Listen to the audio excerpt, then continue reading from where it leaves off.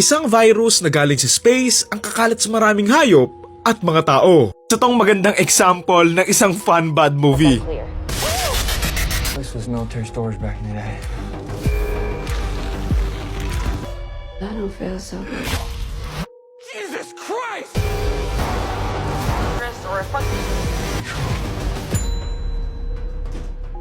That fucking deer just took the fucking elevator.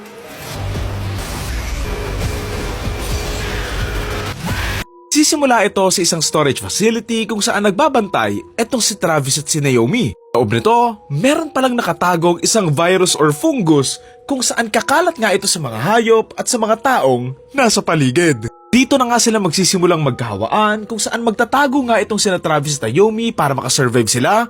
Habang nakikipaglaban sila, tutulungan nga sila ng ilang mga taong may experience nga dito kung saan gagawin nila ang lahat para makaligtas and also mapigilan yung pagkalat ng virus na to. Title ng movie, Cold Storage. Akala ko noong una zombie to, pero hindi pala. Pero pwede na rin, parang pasok pa rin naman eh. Ito sa mga movie na ang stupid at ang random nga ng kwento, pero enjoyable namang panoorin. I love the chaos from this film, I love yung humor, and I love yung something na twist kung saan nga galing etong fungus na to.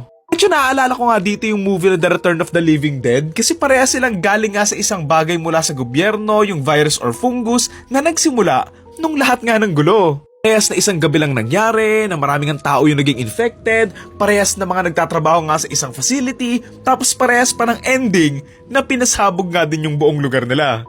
Ang malaking kaibahan lang nila, nakasurvive yung mga bida dito while doon sa The Return of the Living Dead, lahat sila nategi. What makes the story fun para sa akin is yung mga characters na nakakatuwa silang panoorin and may kanya-kanya silang personality. Si Stranger Things, iba si Taken, iba si Barbarian, alam mo yun?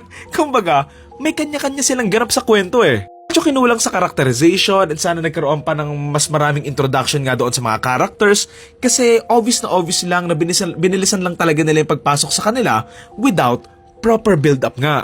Medyo nonsensical lang din yung part ng plot na hinayaan nga lang ng government na nandun nga lang yung isang delikadong file tapos hinayaan lang nilang may magtayo nga ng structure doon given na may nakatagong sikreto doon eh.